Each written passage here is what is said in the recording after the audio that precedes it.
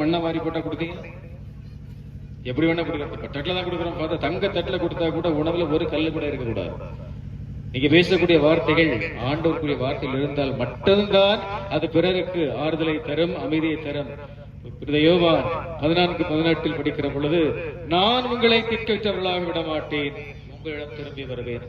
ஆண்டவர் இயேசு சீடர்களை பார்த்து சொல்லக்கூடிய அன்பு செய்தி, நான் உங்களை அநாதைகளாக விட மாட்டேன், ஏனென்றால் நீங்கள் என்னுடைய சீடர்கள், நான் உங்களோடு இருந்து உங்களை வழிநடத்துவேன் சொல்கிறார். மத்தேயு 28:20, நான் உங்களுக்கு கட்டளையிட்ட யாவையும் அவர்களும் கடைபிடிக்கும்படி கற்பியுங்கள், இதோ உலகம் முடியும் வரை எந்நாளும் நான் உங்களுடன் இருக்கிறேன். இப்படி ஒரு மனிதனும் சொல்ல முடியாது, சொன்னாலும் அது பலிக்காது.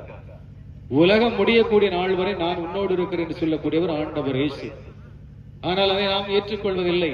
ஆண்டவரை மறந்து இந்த உலகத்தின் போக்கின்படி வாழ்கிற பொழுது உலகம் தரக்கூடிய சுகத்தால், உலகம் தரக்கூடிய உறவால், உலகம் தரக்கூடிய ஆற்றலால் ஒரு மனிதன் மிகப்பெரிய சாதனைகளை படைக்க முடியாது.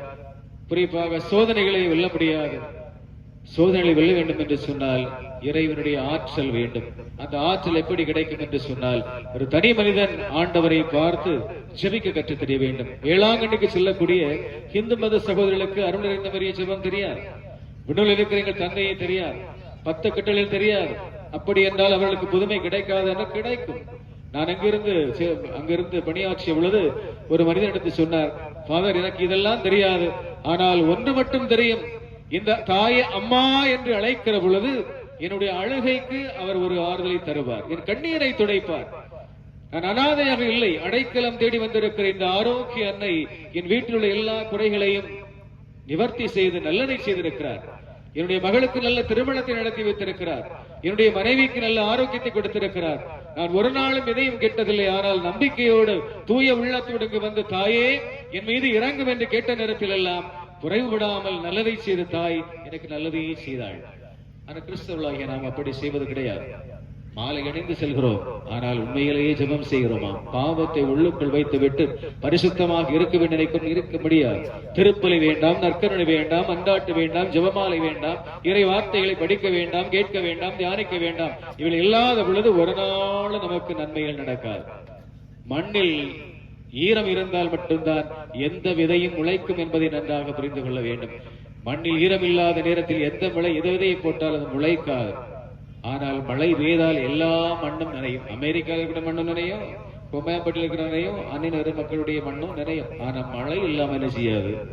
நனையாது. அப்படி நனையும் என்று ஒரு மனிதன் சொன்னால் அவனுக்குள் இருப்பது அகங்காரம், அகந்தை, ஆணவம், செருக்கு, எருமாப்பு. இவைகள் அன்னையிடத்தில் கிடையாது. அன்னையிடத்தில் தாழ்ச்சி இருந்தது, அன்பு இருந்தது, இரக்கம் இருந்தது, பரிவு இருந்தது, நல்ல உள்ளம் இருந்தது. இவைகளை வைத்துதான் இன்று நம்மை அவர் காத்து வருகிறார்.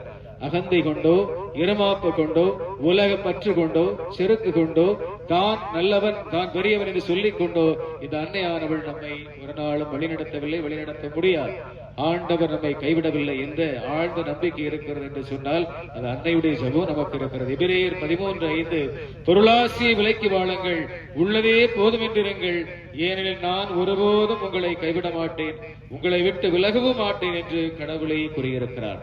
மனிதருக்கு பணம் தேவையா, பொருள் தேவையா என்றால் பொருளும் பணமும் தான் தேவை. அதற்காக எந்த இடமும் நிச்சயமான ஓடி போவோம். ஏன் இப்ப கூட ஓட மாட்டோமா? இவ்வளவு பேசிட்டு இருக்கிறோம். அங்க இங்கே பக்கத்துல ஒரு பஞ்சாயத்து தலைவர் வந்து 5 லட்சம் ரூபாய் கொடுக்குறாருன்னா யாராவது இருப்பீங்களா? நாங்க அன்னை நகர்ல திருவிழா கொண்டாடுறோம், நாங்க அப்படியெல்லாம் போக மாட்டோம். ஃபாதர், 1-2 வயதான தாய்மார் வருவாள், அந்த காசை வச்சு என்ன பண்றது ஃபாதர்? என்னைக்கு என்ன ஆண்டு எடுப்பாருன்னு தெரியாது. அப்படி இருக்கக்கூடிய கண்டிப்பாக போக மாட்டார்கள். 5 லட்சம், 10 லட்சம், 10 கோடி ரூபாய் கூட அன்னையால் நினைத்தால் முடியும். நீங்கள் நம்பிக்கையோடு செபித்தால், தூய உள்ளத்தோடு செபித்தால் கண்டிப்பாக நல்லதை செய்யக்கூடியவர் நம்முடைய தாயாக இருக்கிறார். யோசுவா 1:5, உன் வாழ்நாள் முழுவதும் எந்த மனிதனும் உன்னை எதிர்த்து நிற்க மாட்டான், மோசையுடன் நான் இருந்தது போல உன்னோடும் இருப்பேன், உன்னை கை நீள மாட்டேன், உன்னை கைவிட மாட்டேன். அன்புக்குரியவர்களே, அடிக்கடி நான் சொன்னது போல ஆண்டவன் நம்மை கைவிட மாட்டான். ஆனால் நம்பிக்கையோடு ஜெபிக்கிற பொழுது, நம்முடைய வாழ்வை அவருடைய கரத்தில் ஒப்புக்கொண்டு ஜெபிக்கிற பொழுது, தினந்தோறும் அவரை தேடி செல்கிற பொழுது, இந்த நாள் மட்டுமல்ல ஒவ்வொரு நாளும் இந்த அன்னையின் திரும்ப நிலையில் நின்று கொண்டு ஜெபித்த தாயே, என் குடும்பத்தை காப்பாற்றிக் கொள்ளும், வறுமையில் இருக்கிறேன், வாழ வழி தெரியாமல் இருக்கிறேன், இந்த திருப்பலி நடத்துவதற்கு இந்த திருவிழா கொண்டாட்டத்திற்கு முன்பாக நம்முடைய ஊர் முக்கியஸ்தர்கள் எல்லாம் வந்த பொழுது அவரிடத்துல நான் இப்படிதான் சொன்னேன், நீங்க என்ன செஞ்சாலும் முதல்ல எங்க போய் செய்யுங்க, அன்னையிடத்துல போய் சொல்லுங்க, இதை நாங்க செய்யணுமா செய்யக்கூடாது, அப்படி கேட்டுட்டு செய்யுங்க. அவங்க கேட்டாங்களான்னு தெரியாது, கேட்டுட்டு செஞ்சிருந்தா கண்டிப்பாக இந்த இடத்தில் நன்மையில் நடக்கும். நான் இந்த இடத்தில் 3 மாதங்களுக்கு முன்பாக வந்த பொழுது ஜேம்ஸ் தெரியும், இந்த இடத்தில் வந்த பொழுது அந்த அன்னை இடத்துல கேட்டுட்டு தான் செய்தேன். தனியாக இருந்து ஒரு திருப்பலி ஒப்பு கொடுத்து அந்த நாளிலே எல்லா வீடுகளையும் சந்திப்பதற்கு ஆண்டவர் வழி செய்தார். உங்களை பார்க்கிற பொழுதெல்லாம் மிகவும் மகிழ்ச்சி என்று சொன்னால் நீங்கள் நல்ல இதயம் படைத்தவர்கள். ஆனால் ஒருவேளை இந்த உலகத்தில் வாழக்கூடிய பெரியவர்கள், அந்தஸ்தில் இருக்கக்கூடியவர்கள் உங்களை ஏற்றுக்கொள்ள மறக்கட்டும். ஆனால் கவலை இல்லை, உங்களோடு இருக்கக்கூடிய இந்த தாய் ஏழையாக இருந்தாலும் எளியவராக இருந்தாலும் உங்களை காக்கக்கூடிய தாயாக இருக்கிறார். இவர் ஒன்றும் பெரிய மாடா மாளிகையில் பிறந்தவர் அல்ல, இவர் ஒன்றும் பெரிய செல்வந்தராக பிறந்தவர் அல்ல, மாறாக ஆண்டவர் இயேசுடைய தாயாக இருக்கிறார்.